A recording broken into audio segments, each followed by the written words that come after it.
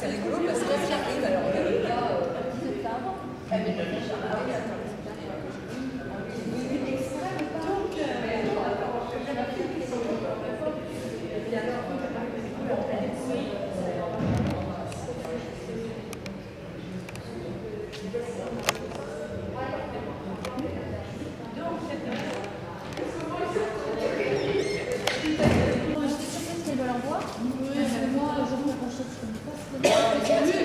elle a une liste de gens, elle tape une fois le texte, elle appuie sur son bouton et c'est parti.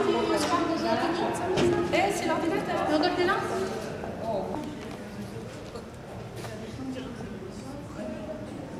Claudine, viens ici. Il suffit qu'on parle ou tu veux qu'on chante ou qu'est-ce que tu veux? Plutôt chanter en fait. On va faire un mix guitare-voix déjà. D'accord. Donc le monsieur qui est sur scène, il passe en deuxième partie. Oui, uniquement. D'accord. Où il est Daniel? Viens Daniel. Donc tu vois c'est bon, il y a les pieds. Donc tu prends l'autre. Non, on va se revoir, on va les laisser. C'est 58. Donc moi je prendrais celui-là, là. Oui, bah prends-le carrément, vas-y. Oui, ça marche. Je sais pas ce qu'il veut. Ça a l'air de marcher. Olivier, il est là. Prends ça et puis parle. Coucou. Tu veux que je prenne aussi l'accordéon, Olivier? Après, oui, on va d'abord faire guitare-voix et puis on prend accordéon. Ah, voilà. Carrément. Puis alors avec des gens extrêmement critiques dans la salle, alors. Mais elle a dit de commencer sans elle. Oui, mais... Elle est capable de rester avec Et là, lui. bon, Non, bah, ça a l'air de marcher. C'est ce qu'il est. Qui c'est qui fait Olivier. une première répète avec guitare-voix là? Qu'est-ce que tu veux qu'on fasse? Qu'on chante? Ah oui. On chante? Vas-y avec Bernard. La la la la la la la la la la la la la.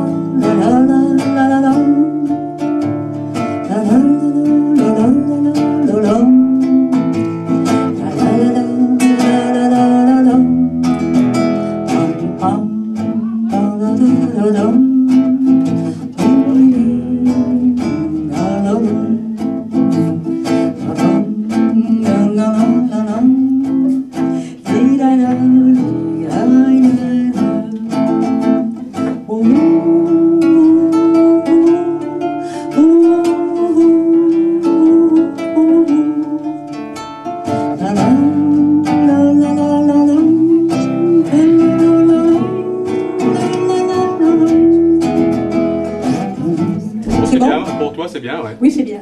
Merci. Ça va la guitare? Ça va, ça?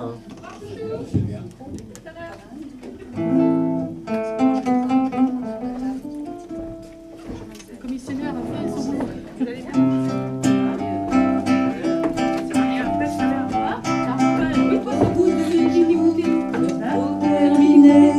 On doit reprendre les tranchées. Notre place est si utile que sans nous on prend la pile.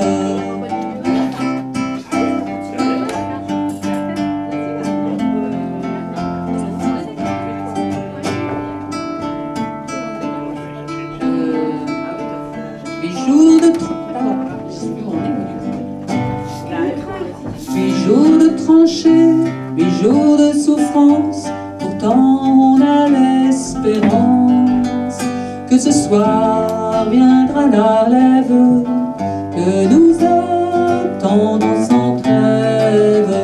Soudain dans la nuit et dans le silence, on voit quelqu'un qui s'avance. C'est un officier de chasseurs à pied qui vient pour nous remplacer. Parfait, parfait. Ça va, c'est bon, tu t'entends bien, tout ça? Ça, c'est avec l'accordéon? Oui, on te met l'accordéon. Mais bon, l'accordéon, de toute façon, il reste sans amplifié, il est pas amplifié l'accordéon. Bon, bah oui. Jadis, quand la guerre faisait rage, les combattants étaient en âge, maniant la hache et l'arbalète, l'arquebuse ou la mitraillette. Ça faisait horriblement mal, une boucherie monumentale, avec des corps à corps superbes, du sang des tripes et de la gerbe. Tandis qu'avec le nucléaire, tout est bâclé en un éclair. Adieu cul-de-jet, borgné manchot, plus de médailles, plus de héros. Tout le monde se fait atomiser, vaporiser, pulvériser. Même les petits verts sont pas contents, n'ont plus rien à se mettre sous la dent. Qu'il est triste le temps de la bombe atomique. Les belles guerres de naguère, hélas, on n'en verra plus guère. Ils ont sacrifié l'esthétique sur l'autel du progrès technique. Ça va, Olivier? Parfait pour moi. Ok. C'est pour vous dire que j'ai deux nouvelles pour vous, une mauvaise et une bonne. La mauvaise, c'est qu'à la fin du mois, vous allez payer votre abonnement téléphone. La bonne, c'est que dans votre abonnement téléphone, il est compris le forfait de messagerie. Donc pendant le spectacle, vous allez avoir la joie de faire travailler votre téléphone à votre place, de telle façon qu'il prenne les messages et que ça n'interrompe pas le spectacle. En clair, vous coupez le son de vos bécanes, sinon je vous allume en direct. A tout de suite. Tu comptes 20 secondes et on est là.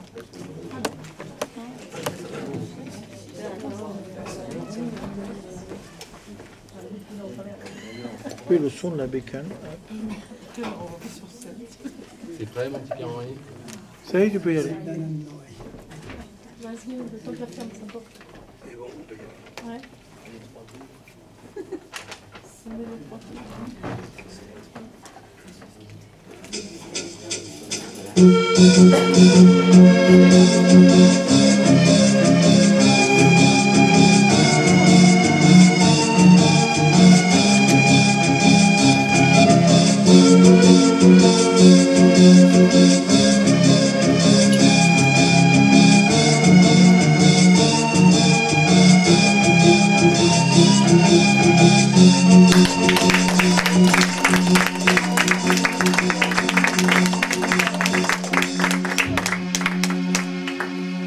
Eh bien, bonjour à toutes et bien bonjour à tous. Heureuse que vous ayez eu la même idée que moi, de vous consoler de la défaite de l'équipe de France en passant une bonne soirée, c'est-à-dire une soirée à l'échelle actrice. Et il faut bien le dire que pour des types qui vont jouer contre les meilleures équipes internationales dans une semaine, vu que ça commence dans une semaine pour eux, à mon avis, ils sont mal barrés. Non seulement l'équipe de Chine, c'est la 84e mondiale, c'est-à-dire que c'est tout juste, n'est-ce pas, c'est tout juste, il reste encore du papier pour la noter, un peu plus, ils y étaient plus. Mais en plus, c'était leur équipe P. L'équipe P, c'est les remplaçants des remplaçants des remplaçants. C'est celle qu'on met quand on joue contre Sanon-la-Bretèche ou la France. Ah non, il faut dire quand même, c'est quand même quelque chose d'un petit peu... Enfin, d'un petit peu. Oui. Et alors c'est très bien d'ailleurs parce que Domenech, c'est le roi de la langue de bois.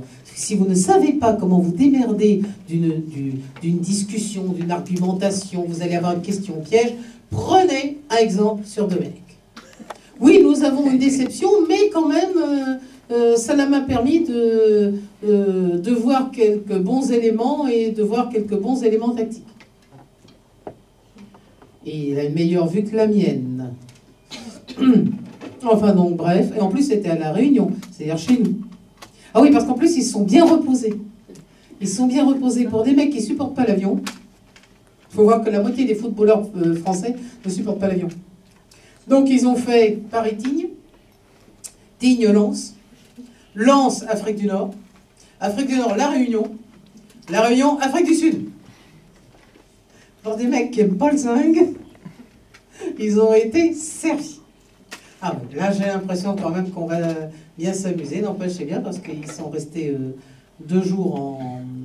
Ils sont restés 4 jours à La Réunion, à mon avis ils vont rester aussi longtemps en Afrique du Sud. Pour des mecs qui n'aiment pas l'avion, ils vont le reprendre bien vite. Enfin. Qu'est-ce que vous voulez avec des pauvres malheureux qui ne touchent que 800 000 €, évidemment. On ne peut pas non plus leur demander de bosser correctement. Madame, j'ai pris un écran à Saturne géant avec que je le paie, qui me sera remboursé si l'équipe de France gagne. Ah oui, ça, oui, j'ai entendu Ouais. Alors là, je me suis dit, si j'étais un bookmaker anglais, puisque c'est vrai que les bookmakers anglais donc font des paris sur les matchs, si j'étais un bookmaker anglais, Saturne, pour moi, ça ferait plonger la France en dessous de tout, quoi. Ça, c'est du 400 contre 1. Ah ouais. Ah, non, mais on va bien s'amuser. C'est à partir du 11 juin. C'est jusqu'au 11 juillet. À partir du 11 juillet, vous aurez les supputations pour savoir qui sera à la garden party du 14.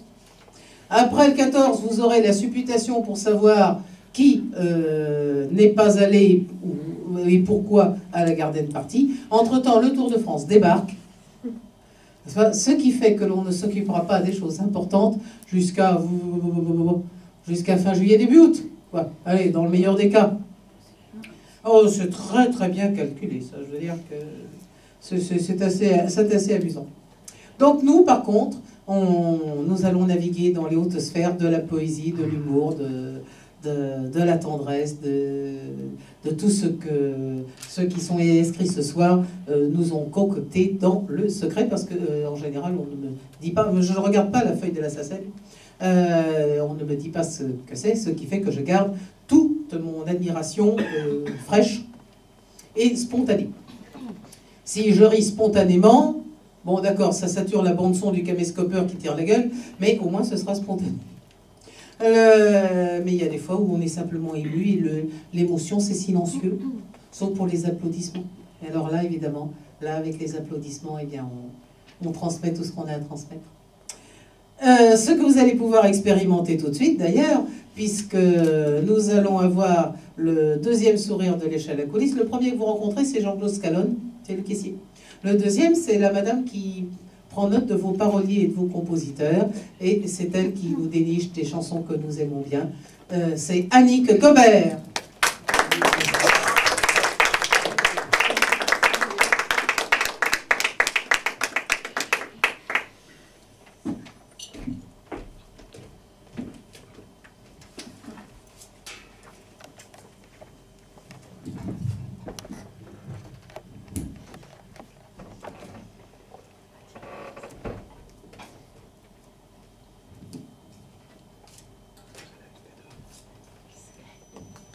Les petits déménagements ou emménagements personnels, excusez-moi. Donc, Patrick Eden, qui est un auteur, compositeur, interprète et comédien, m'a offert cette chanson qu'il a, bien sûr, dont il a écrit, bien sûr, les paroles et la musique. Aimer vrai.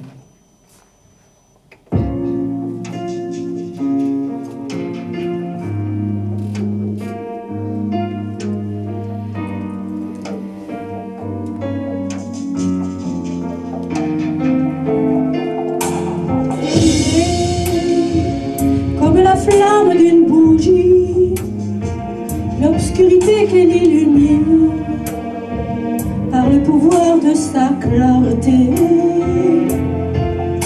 Aimer comme l'oiseau volant très haut, le ciel bleu qui porte ses ailes dans l'air pur de la liberté. Aimer, mais aimer vrai le secret de l'amour lumière, c'est vrai. C'est ainsi qu'il faut aimer, aimer vrai. Aimer, mais aimer fort n'est pas un tort, si cet amour est un trésor de vérité et de respect. Oh, aimer vrai.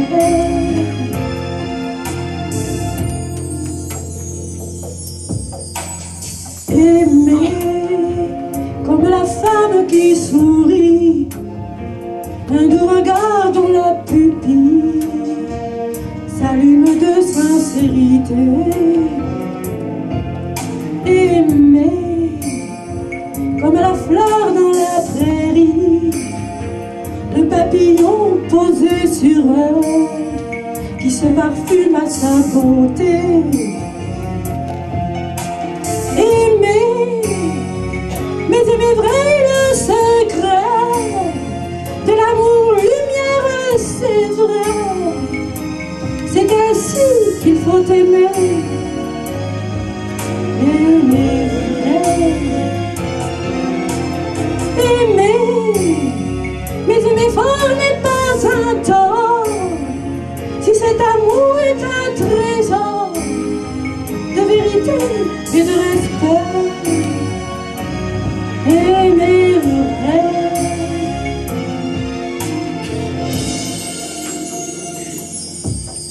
Aimer comme le soleil dans notre espace, la terre qui de lui brûle d'amour dans la splendeur de l'hiver. Aimer comme le roseau dans la rivière, l'eau qui l'abreuve et le caresse et le reflète comme un miroir. Aimer, mais aimer vrai le secret de l'amour lumière, c'est vrai. C'est ainsi qu'il faut aimer, aimer vrai. Aimer, mais aimer fort n'est pas un tort, si cet amour est un trésor de vérité et de respect. Aimer vrai.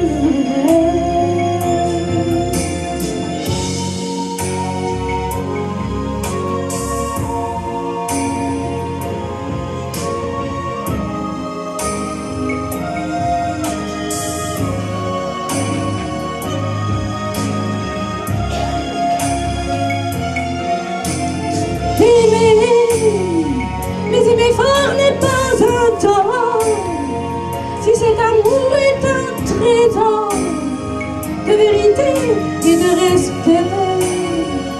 Oh, aimer vrai, aimer vrai. Merci.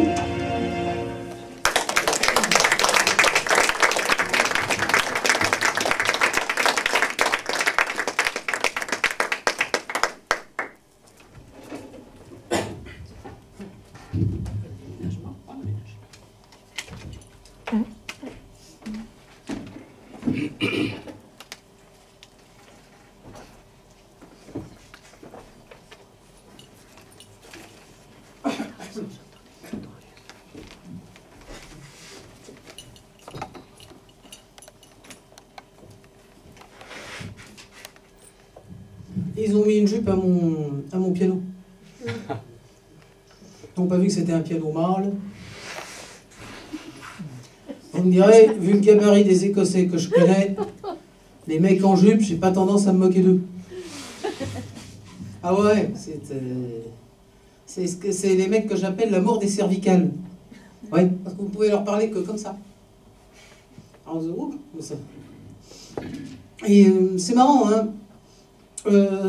Je ne suis pas peureuse, mais au-delà de 130 kg et de 2,10 m, je pense comme lui, je vote comme lui, je prie comme lui, et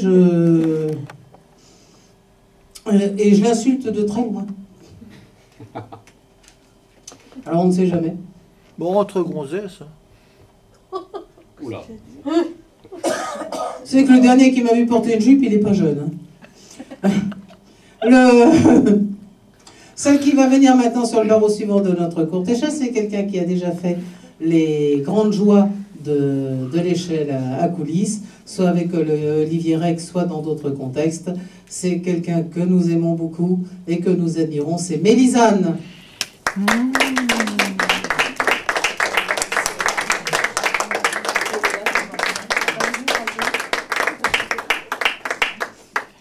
Excusez.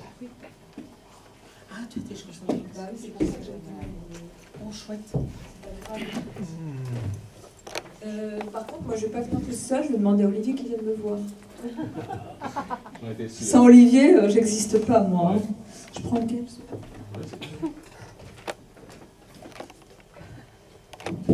N'exagérons rien quand même. Je suis désolée, j'espère que ça va pas me prendre en pleine chanson. Je redoute le pire. Mais comme Olivier tient absolument à ce que je redevienne la fée de l'étang, on va tenter. Un texte que tu as écrit, que j'ai mis en musique, voilà, qui fait partie du spectacle La Forêt des Murmures. C'est parti.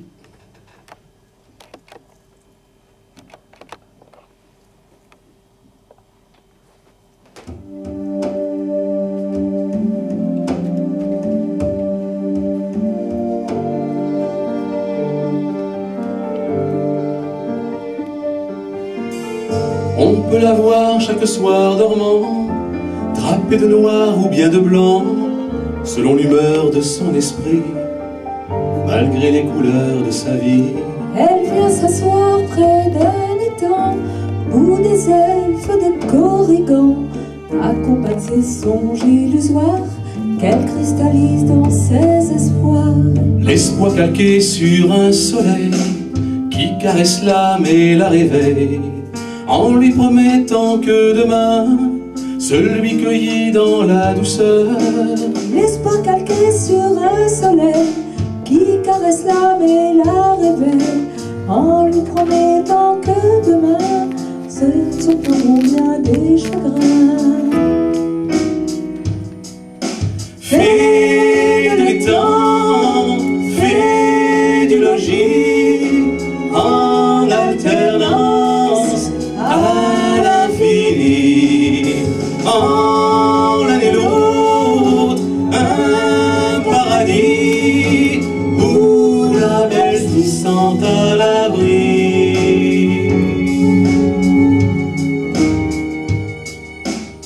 Mais elle doute de toutes ces choses, car pour elle rien n'est jamais rose.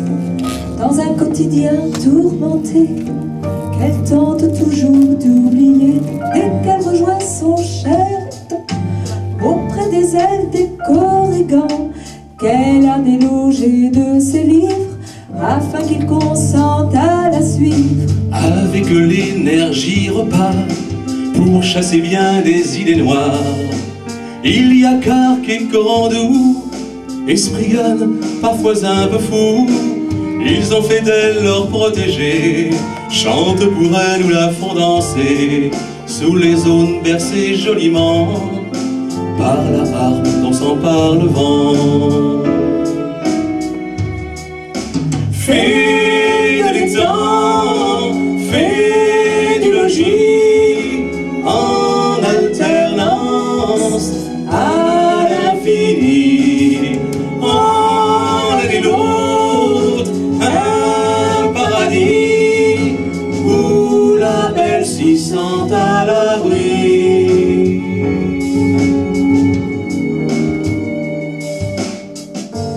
Et quand la ronde est terminée, un couril lui offre un baiser avant que la fée ne regagne son logis en pleine campagne.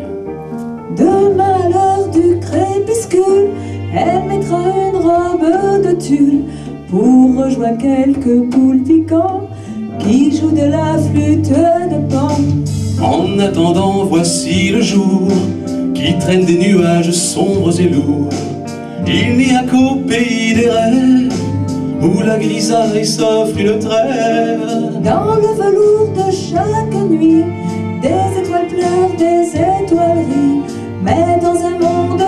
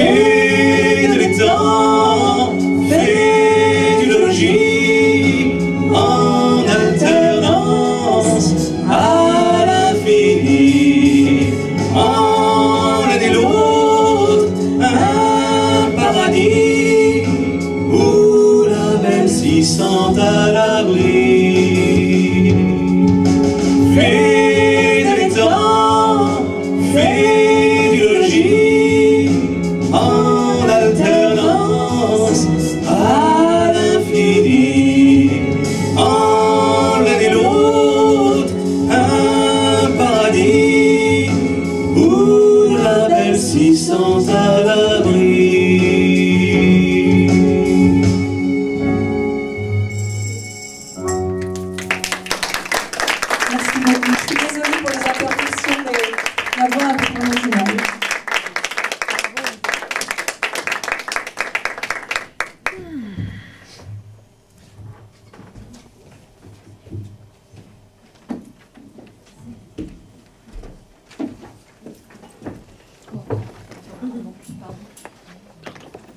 Marielle va pas m'en vouloir. Non. Je fais de l'escalade.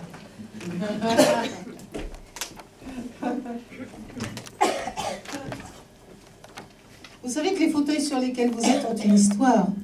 Ils ont été récupérés de Bobino, quand ce que Bobino s'est transformé en n'importe quoi. Donc, n'est-ce pas, vous êtes sur les fauteuils du Bobino, le seul, le vrai, feu Bobino. Celui qui va venir maintenant sur le barreau suivant de la courte échelle de l'échelle des coulisses est quelqu'un dont le nom de famille nous est familier, puisque nous avons la joie souvent de prononcer ce nom de famille sur notre scène. Et cette fois-ci, c'est le prénom qui va changer. Et Dieu sait comme c'est un prénom qui nous tient à cœur, vu que c'est le webmaster du site de la cave à poèmes de Gérard Trognou, et qu'il veille justement à faire diffuser la poésie, soit en texte, soit en image, donc à la terre entière, puisque par définition un site web est disponible pour la terre entière. Sauf les bleus qui sont interdits d'internet pour qu'ils ne voient pas ce qu'on pense de France-Chine. Dans un autre sens aussi, c'est pas des mecs non plus qui courent après Prévert et Aragon, hein, faut pas rêver. Donc c'est avec joie que nous accueillons sur notre scène Pierre Blavin.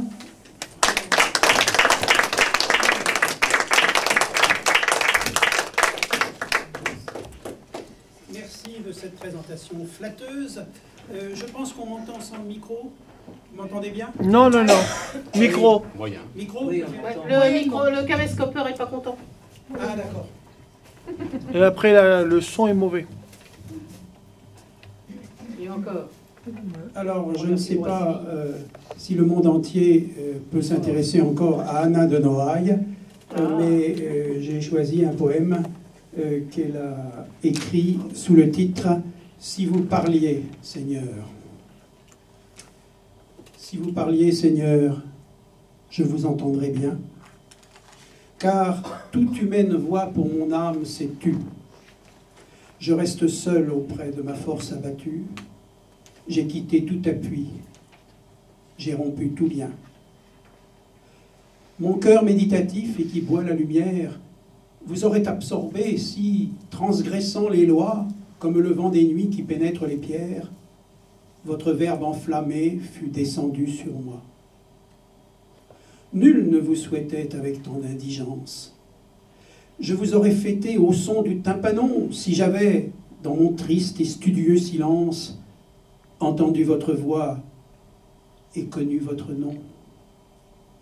Si forte qu'eût été l'ombre sur nos visages, sublime Trinité, j'eusse écarté la nuit, mon esprit vous aurait poursuivi sans ennui, et j'aurais abordé à votre clair rivage. Mais jamais rien à moi ne vous a révélé, Seigneur, ni le ciel lourd comme une eau suspendue, ni l'exaltation de l'été sur les blés, ni le temple ionien sur la montagne ardue, ni les cloches qui sont un encens cadencé, ni le courage humain toujours sans récompense, ni les morts dont l'hostile et pénétrant silence semble un mouvement invincible et lassé, ni ces nuits où l'esprit retient comme une preuve son aspiration au bien universel, ni la lune qui rêve et voit passer le fleuve des baisers fugitifs sous les cieux éternels. Hélas, ni ces matins de ma brûlante enfance, où dans les prés gonflés d'un nuage d'odeur, je sentais, tant l'extase en moi jetait sa lance, un ange dans les cieux qui m'arrachait le cœur. Pourtant, ayez pitié, que votre main penchante vienne guider mon sort douloureux et terni. J'aspire à vous, splendeur, raison éblouissante, mais je ne vous vois pas, ô mon Dieu. et je chante à cause du vide infini.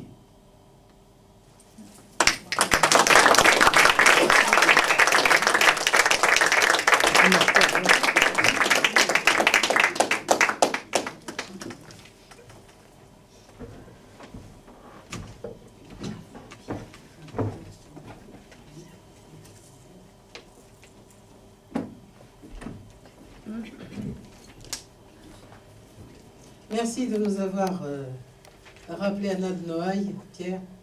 Anna de Noailles est également célèbre, mis à part son œuvre, pour avoir sauvé de l'oubli les poèmes d'une mouflette qui est morte à 15 ans de la tuberculose et qui s'appelait Sabine Sicot. Sabine Sicot, dont les œuvres complètes ont été réunies dans un dossier des dossiers d'Aquitaine. Et c'est une poésie d'une force et d'une actualité bouleversante. Alors, vous connaissez tous Roselyne et les lions. Alors d'abord, elle n'a pas de lion. Enfin, la nôtre n'a pas de lion. Et en plus, elle n'a pas de Y à son nom, puisque c'est avec un I. Entre parenthèses, d'ailleurs, je n'ose pas rêver au nombre de fois où elle a dû faire rectifier des imprimés ou des formulaires. Non, moi, c'est avec un I. Ça, alors là, je pense qu'elle aurait long à nous en raconter, mais elle va nous raconter autre chose. Roselyne. Pour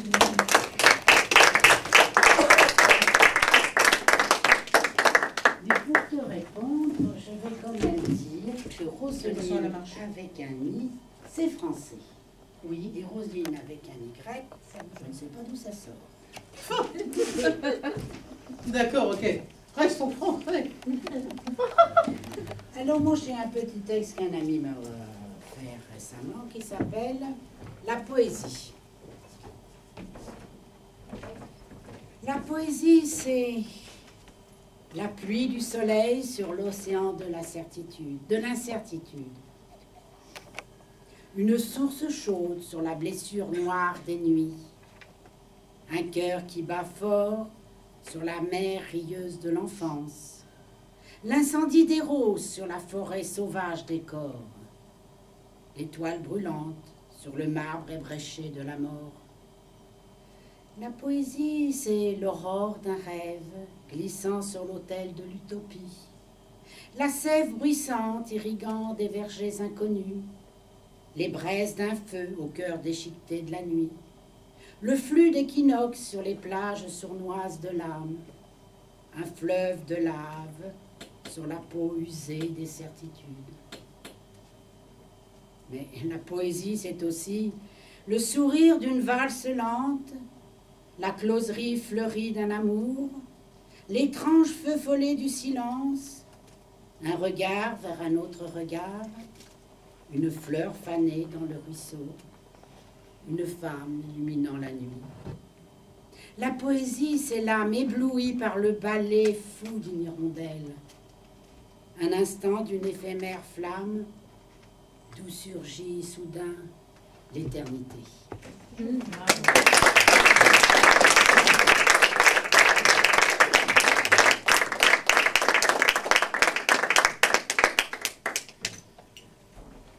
Très très joli.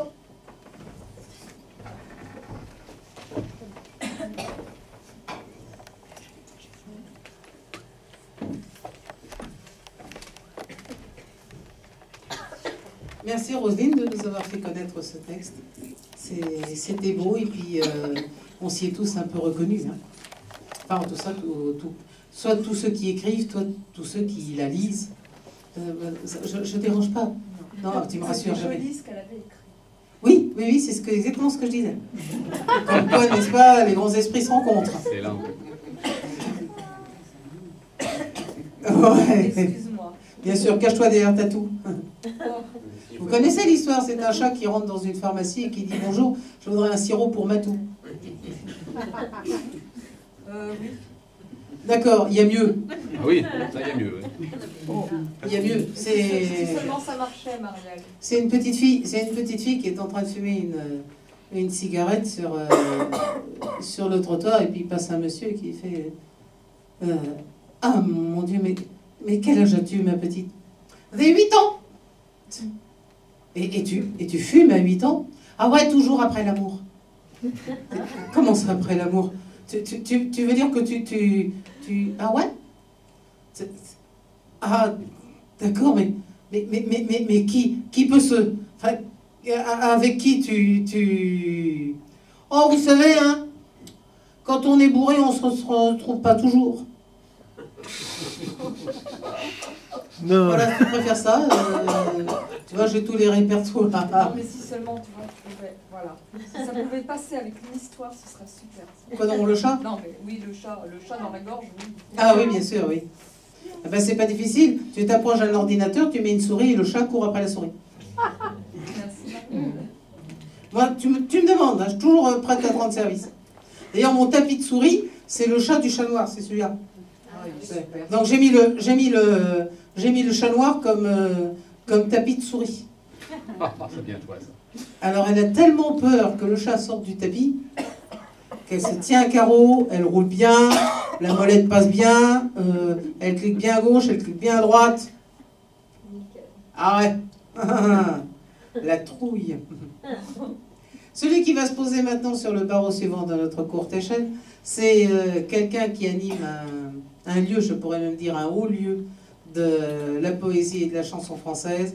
C'est quelqu'un qui lui-même est auteur, et donc c'est surtout à ce titre-là que ce soir nous l'avons sur scène avec une joie non dissimulée. C'est Gérard Gaillaguet.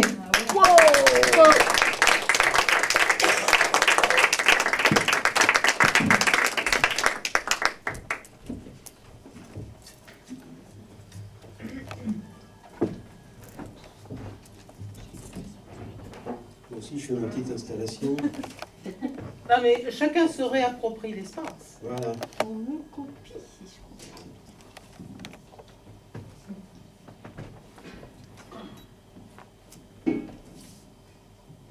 C'est plus compliqué encore.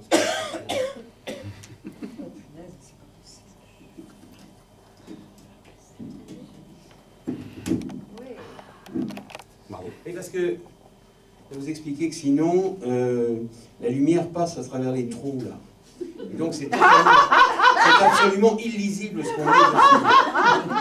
Mais c'est vrai en plus. Oui. Donc en général, je prends un carton. Et là, j'ai pas prévu. Il faudrait prévoir un carton. Ton texte, il n'est pas sur un calque quand même. Non, mais c'est une feuille de papier normale et on voit vraiment au travers. En des temps anciens, très très anciens, si anciens que les hommes n'étaient pas encore apparus sur la planète, tous les animaux pondaient des œufs. Tous, sans exception. Les poissons dans l'océan, bien sûr, en pondaient par milliards, comme aujourd'hui. Mais aussi, sur la terre ferme et dans les marécages, d'énormes bêtes écailleuses laissaient traîner un peu partout de gros œufs qu'elles ne prenaient même pas la peine de couver.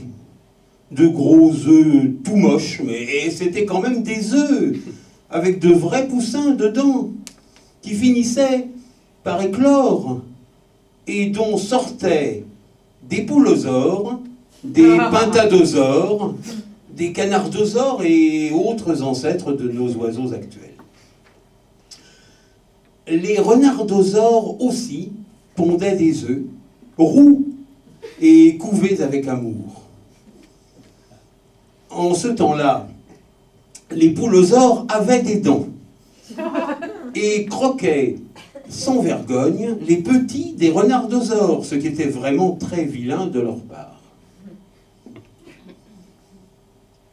Comme beaucoup d'années, de dizaines d'années, de siècles et de millénaires passaient, progressivement, les dames renardosaures gardèrent de plus en plus longtemps leurs œufs à l'abri dans leur ventre, plutôt que de les laisser exposés dans des nids à ciel ouvert. Ainsi, elles pouvaient s'enfuir à l'approche des voraces, tout en emportant leurs futurs petits dans leur propre corps. En même temps, les diverses espèces de volaillosaures avaient peu à peu rapetissé, devenaient de moins en moins dangereuses. Même leurs dents finirent par disparaître, tandis que leurs écailles, de plus en plus légères, se transformaient en plumes.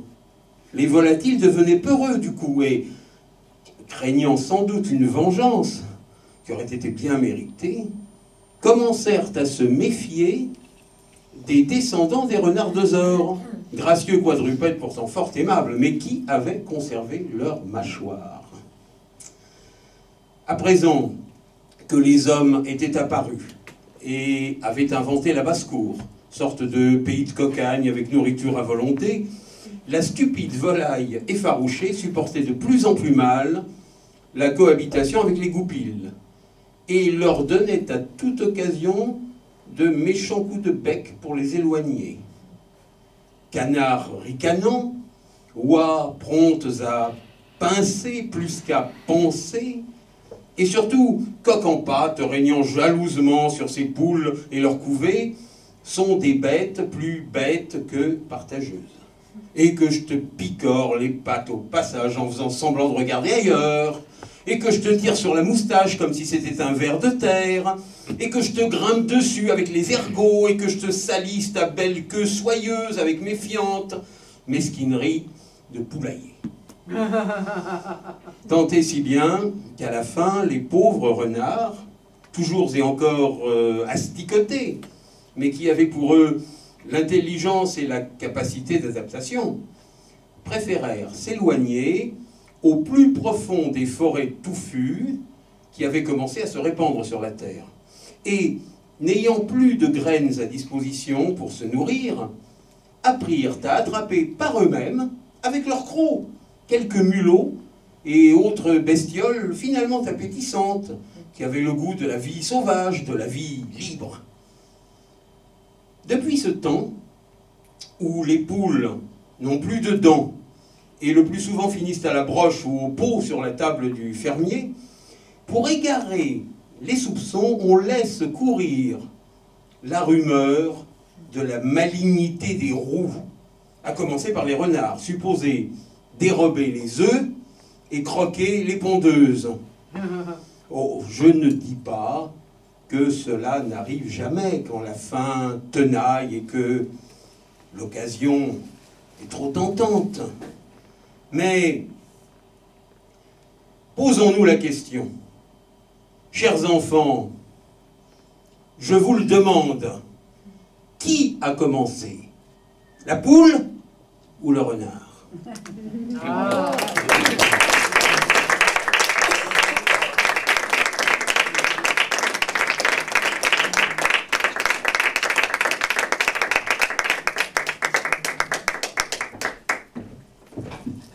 Magnifique, Gérard.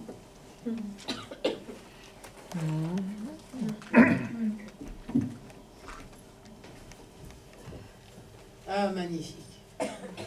Ah, quand même, hein. On va dire quand même qu'il y a des moments. Et ici, toi. Ah, c'était pas sage, je vais appeler Olivier. Je vais appeler le grand méchant Olivier. Olivier est dompteur de pieds de micro. Il leur sert la vis. Waouh, bien. Oui, c'est une nouvelle, celle-là. Comme quoi, on arrive toujours même à se renouveler, même pour les grands classiques. Celles et celles qui vont se poser maintenant sur le barreau suivant de notre courte échelle, eh bien, c'est donc le Furstein qui va être mis à l'honneur. Est-ce qu'il est... Oui, il a déjà ses... Il a déjà des micros? Non, non, c'est des petites lampes. Ah, c'est des lampes. Et les petites lampes. D'accord, ok. Le tissu vous gêne? Non, non, pas du tout. Bon. Moi, il me gêne profondément, mais enfin, bon, l'essentiel, c'est que ça change rien au son. Sur notre Furstein, qui est un piano allemand fabriqué en Italie, donc vous pouvez aller parler en allemand ou en italien à votre libre choix et guise. De toute façon, depuis le temps qu'il est en France, je pense qu'il a dû s'habituer. Ce sera pour accompagner Sylvie Latrèche.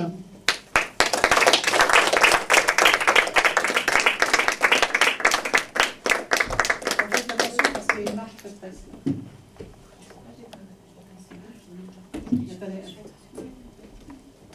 Vous voyez, regardez si vous êtes copains. Mais... Oui, il a été accordé de frère. Oui.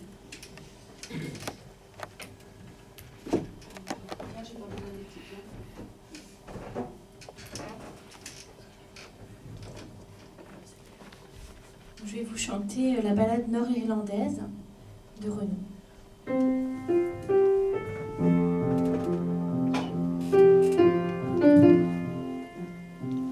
J'ai voulu planter un oranger là où la chanson n'enverra jamais, là où les arbres n'ont jamais donné que des grenades dégoupillées jusqu'à Derry, ma bien-aimée. Sur mon bateau, j'ai navigué, j'ai dit aux hommes qui se battaient, je viens planter un oranger. Buvons un verre, allons pêcher. Pas une guerre ne pourra durer lorsque la bière et l'amitié et la musique nous feront chanter. Tuez vos dieux à tout jamais, sous aucune croix, l'amour ne se plaît. Ce sont les hommes, pas les curés, qui font pousser les orangers. Je voulais planter un oranger là où la chanson n'enverra jamais. Il a fleuri et il a donné les fruits sucrés de la liberté.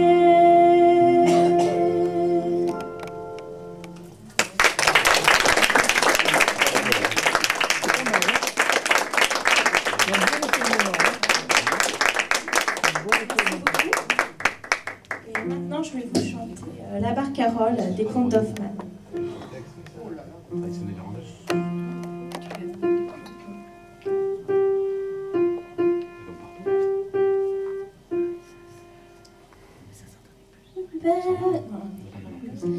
Belle nuit, ô nuit d'amour, souris à nos ivresses, nuit plus douce que le jour.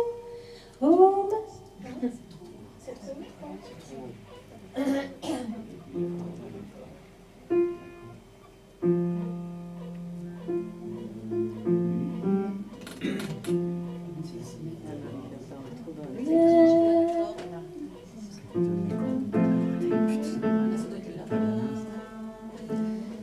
belle nuit, ô nuit d'amour. C'est pas grave, je vais chanter comme tu chantes. Belle nuit, ô nuit d'amour, souris à nos ivresses, nuit plus douce que le jour. Oh, belle nuit d'amour. Le temps fuit et son retour emporte nos tendresses, loin de cet heureux séjour. Le temps fuit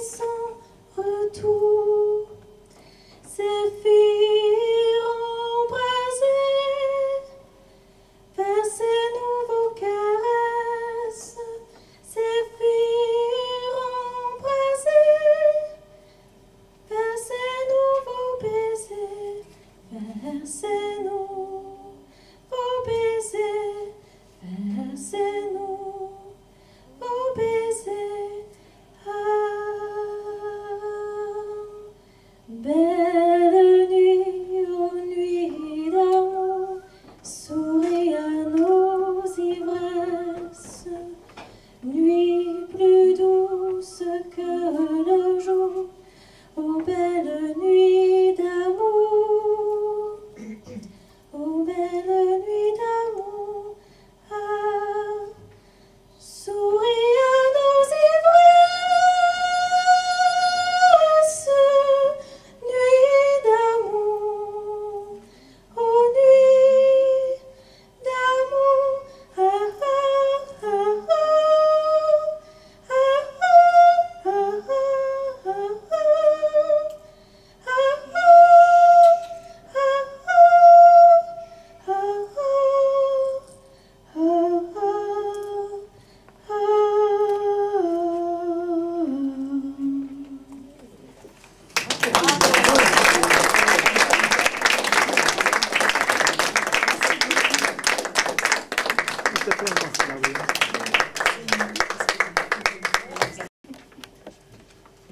Alors c'est un texte que j'ai écrit en 98, à l'époque où je travaillais où je travaillais dans les coulisses du théâtre des Déchargeurs de Vicky Messica. Et c'est un écho d'un spectacle que j'ai vu naître, depuis les premiers balbutiements, les premiers projets, jusqu'aux fabrications des décors et jusqu'aux résultats. Et qui était 10 mois Brel, avec Jean-Pierre Rochette et Jean-Philippe Azéma. Et j'ai essayé de traduire un peu ce qui se passe chez nous, spectateurs. Donc ça s'appelle tout simplement théâtre, et c'est un de mes rares textes en vers libre.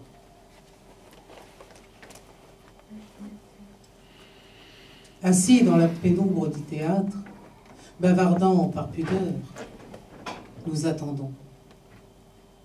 Que nous ignorions tout de la pièce ou que nous la connaissions par cœur, nous savons que seul l'inattendu est certain ce soir. Car jamais, jamais, jamais, aussi loin que s'aumône la mémoire vers la source de la Seine, jamais on n'a vu deux fois un texte se baigner dans le même fleuve. Et le noir se fait sur nous, en nous, et efface nos visages, nos mains, nos sacs, bâillonne nos futilités. Le cœur nous manque. Le souffle trébuche, ils sont là. Ils sont là. Ou il ou elle est là. Et le pas sonore sur les planches, et la voix et le geste nous flambent, comme les flammes le papillon. Le comédien avance de quelques pas avec ses soucis de comédien, de mise en scène, de texte, de repérage au sol, de bande-son. Et il avance dans notre regard, dans notre souffle, dans notre pensée. Et il ressent cette onde où il nage. Et nous ressentons qu'il la ressent, ensemble dans le fleuve de la pièce qui s'écoule, avec ses cascades et ses langueurs, ses méandres et ses écluses, et là, son écueil, son banc de sable qu'il connaît, lui seul. Le comédien envoie du rire et nous rions, plénitude de l'instant pleinement savourée. Il envoie des pleurs et nous pleurons, plénitude de l'instant pleinement vécu. Il chuchote et nous arrêtons notre cœur pour l'entendre. Il crie et nous vacillons au coup de poing de sa voix. Et puis, lorsque le delta s'étale, car il faut bien une fin, le trop-plein du cœur éclate en morceaux, applaudissements libérateurs, dernière union, dernier cri d'amour vaste comme la mer. L'obscurité des feux de la salle revient et on se lève, on parle. Où est mon foulard? Ah, je me trompe de manche. Ah, n'oublie pas ton parapluie. Nous partons de ci, de là, écume dispersée, algues à la dérive, ivres. Nous guettons les comédiens à la sortie. Quelques mots à la mer, un paraphe sur le programme, le regard croisé, le sourire, paraphe sur le cœur. Dehors, dans la nuit, sur le trottoir mouillé, titubant comme des réveillonneurs, flottant comme des épaves, Nous attendons un taxi, croit-on. Mais en fait, nous attendons déjà de revenir.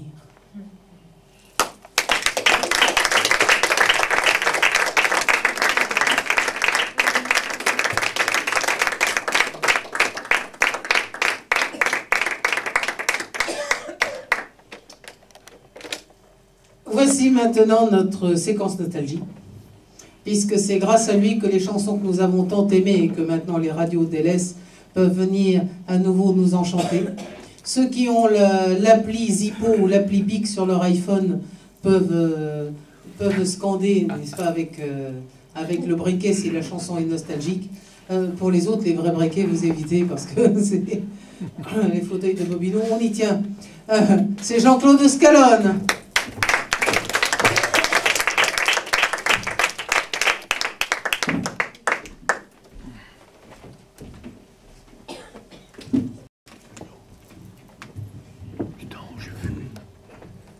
Bonsoir. Je vais vous interpréter une chanson de Gilbert Bécaud, Le jour où la pluie viendra. C'est-à-dire tout à l'heure. C'est-à-dire tout à l'heure.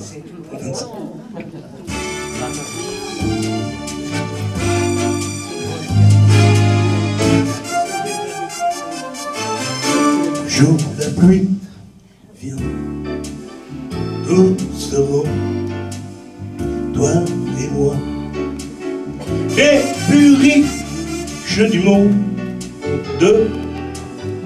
les plus riches du monde. Les arbres pleureront de joie, offriront dans leurs bras les plus beaux fruits du monde, les plus beaux fruits du monde. Ce jour-là, la triste terre rouge qui craque à l'infini et les branches nues, que rien ne bouge, se gorgeront de pluie.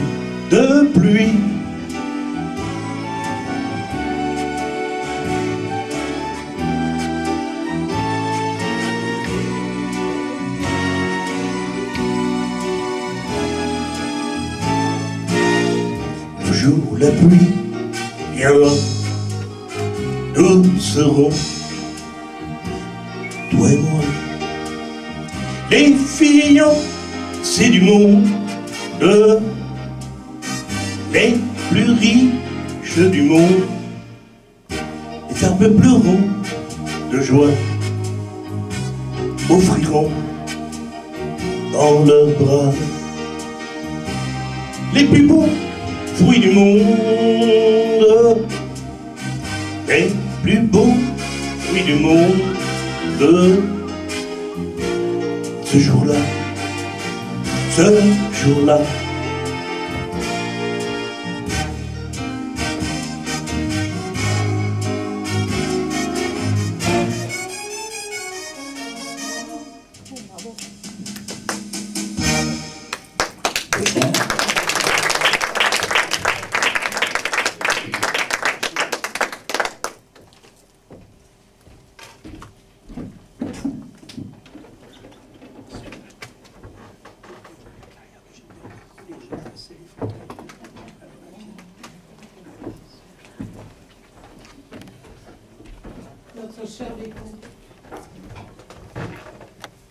Notre cher Bécaud.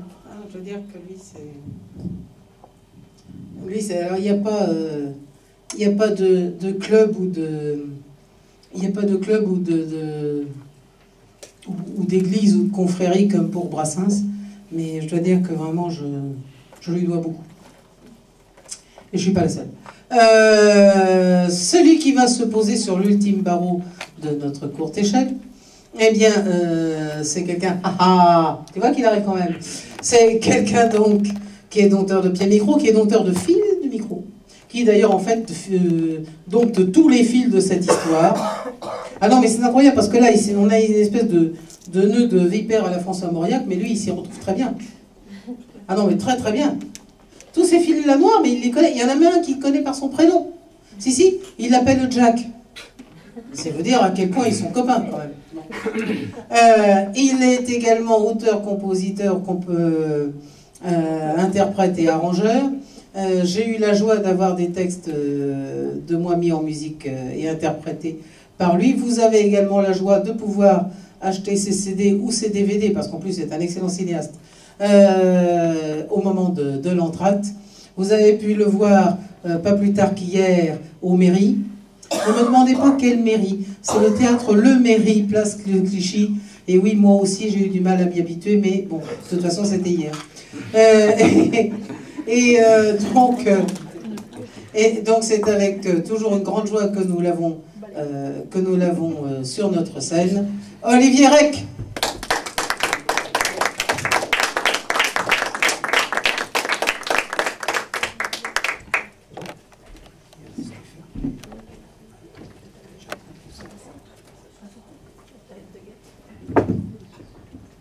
Et là, je vais demander à Elisa de me rejoindre.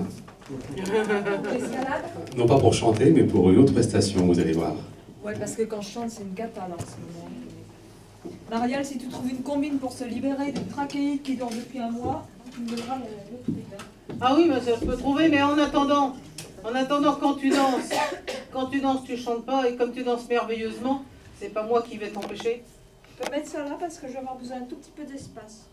Parce que si je m'emmène dans le fil, ça va être terrible. Tu ne peux pas t'emmêler dans le fil et Olivier l'aura interdit. C'est merveilleux ça. C'est une chanson qu'on travaille encore un peu, donc on ne sait jamais. Voilà, un texte toujours dans la collaboration, un texte d'Elisa, mis en musique par moi-même, Adage.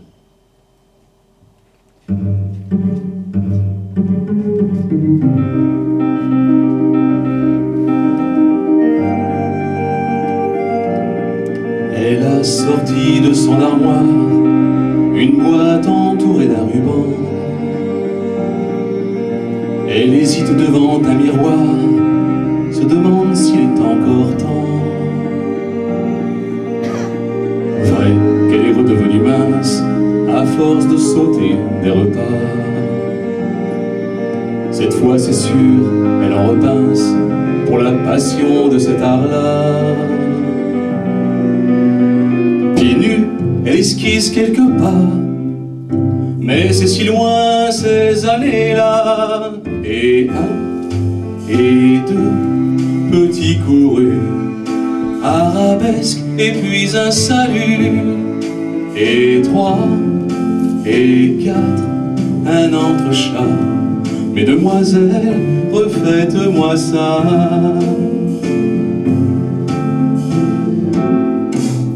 Elle repense à ses souvenirs, c'était l'école de la rigueur. Et si les pointes faisaient souffrir, la danse lui tenait à cœur. Elle ose enfiler le collant, le juste au corps, les guêtres noires. Mais ses chaussons de satin blanc prend une chaise haute en guise de bar. Elle réchauffe ses jambes et ses bras, elle répétant à haute voix. Et un et deux petits courus, arabesque et puis un salut. Et trois et quatre, un entrechat, attitude jusqu'au bout des doigts.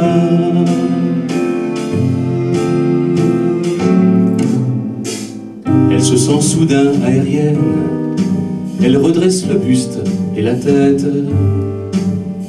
Elle retrouve le rythme sans peine sur une musique de casse-noisette.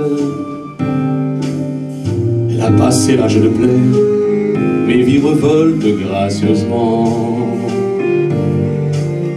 Rond de jambes avant et arrière, adage suivi d'assouplissement.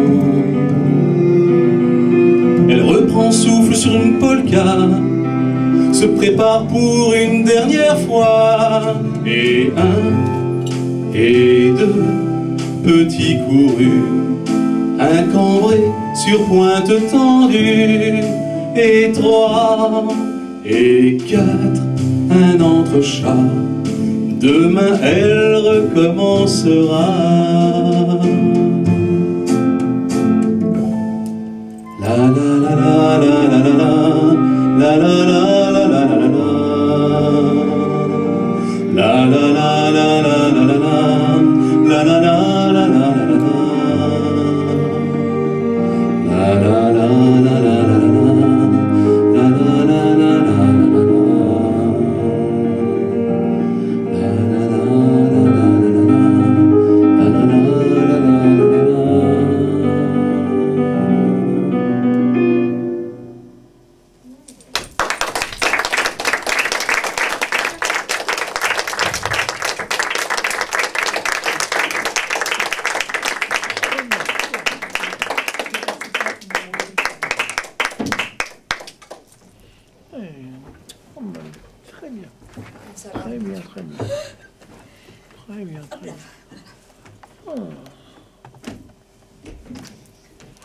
Vous voyez que j'avais raison quand elle chante pas. Elle a d'autres cordes à son arc.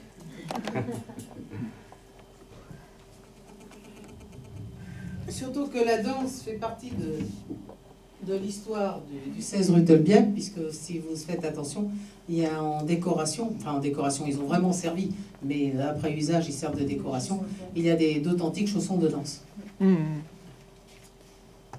Eh ben dites donc, à propos de danse, eh ben, nous avons valsé là sur des tas de mondes divers et variés. Souvenez-vous, nous avons commencé avec Patrick Eden, chanté par Annick Gobert.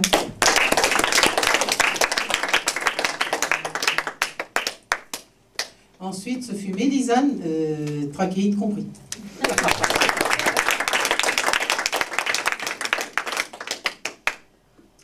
Anna de Noailles a eu le malheur d'être étudiée en classe, c'est-à-dire qu'on nous a appris à la détester. Mais heureusement, Pierre Blavin était là pour nous la réhabiliter.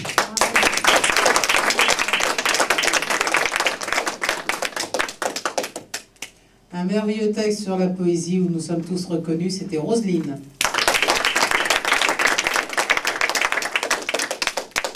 Roselyne, vous nous rappelez l'auteur de ce texte? C'est un monsieur qui s'appelle Rio. Rio. Rio. Rio, d'accord. Ça m'apprendra à poser des questions.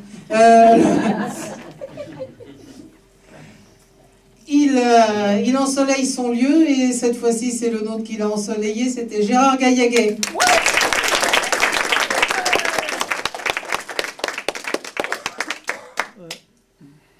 Une voix d'or avec un piano d'ébène, c'était Sylvie Latrèche.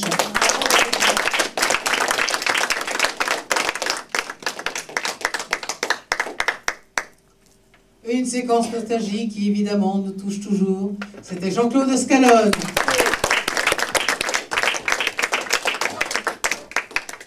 Et last but not least, comme disent ceux qui n'aiment pas France List, c'était Olivier Rec.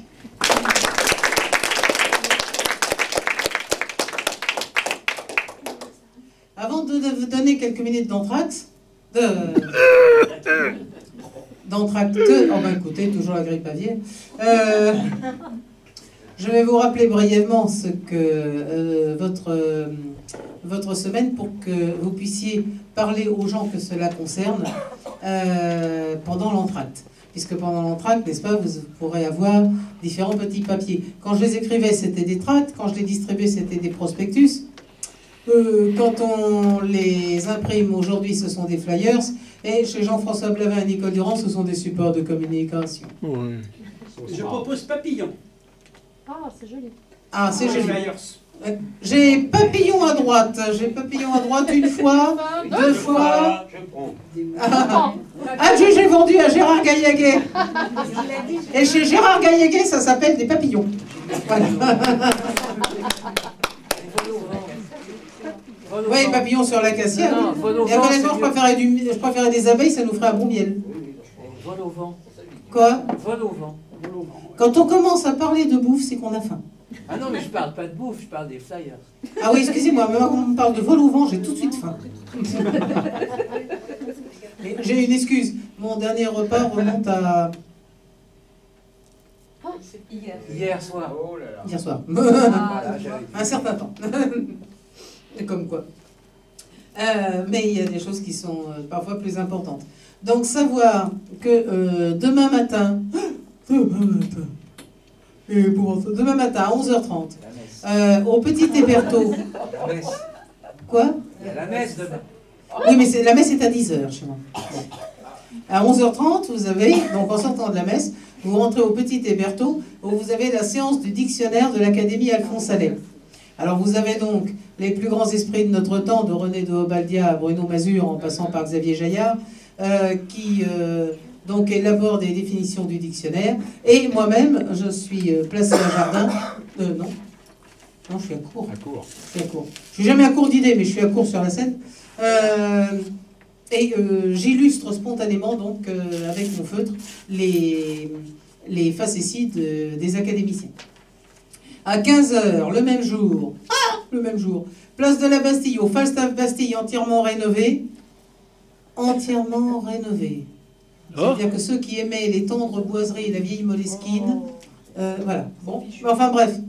Le nouveau décor, si on ne sait pas qu'il y a eu l'ancien, le nouveau décor n'est pas déplaisant, ce qui est déjà pas mal.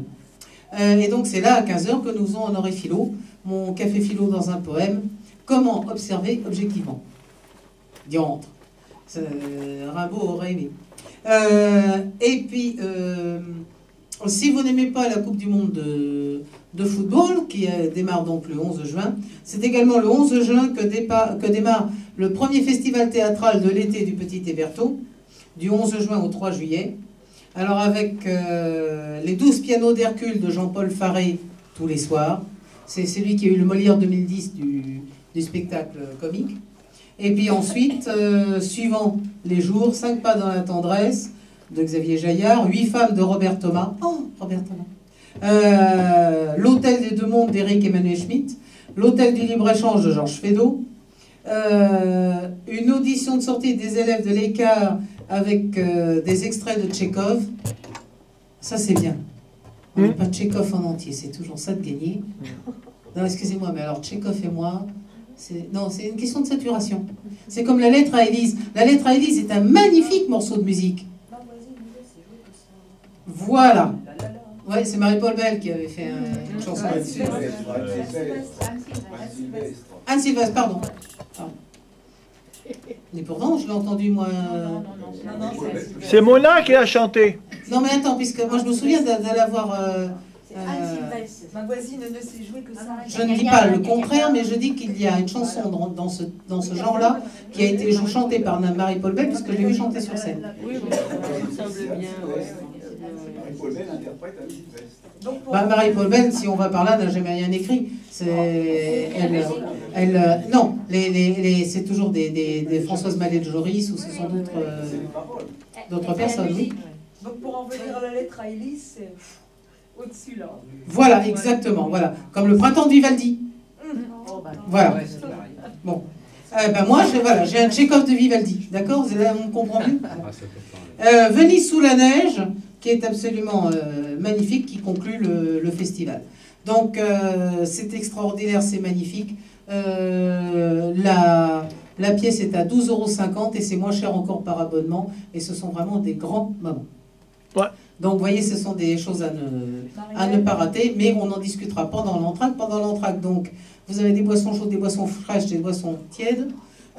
Vous avez le droit de collaborer à la Ligue contre le cancer en tant que cobaye, mais à ce moment-là, vos cigarettes, vous les fumez non pas dans la cour, parce que les voisins, ça les dérange à cause du bruit. Pas le bruit des cigarettes, le bruit des gens qui parlent. Et donc, vous irez vous fumer vos cigarettes sur le trottoir, ce qui en même temps vous permettra d'arrondir vos fins de mois, ce qui en temps de crise n'est jamais à négliger. En tout cas donc, pendant ce temps-là, nous allons tout mettre en place pour le soldat mécontent. Marie-Hélène, est-ce que je peux éventuellement, des gens qui seraient du côté Saint-Arnaud en Yvelines, je peux le signaler, c'est un hommage à Ferrat. Bien sûr, oui. Au moulin de Villeneuve à Saint-Arnaud en Yvelines.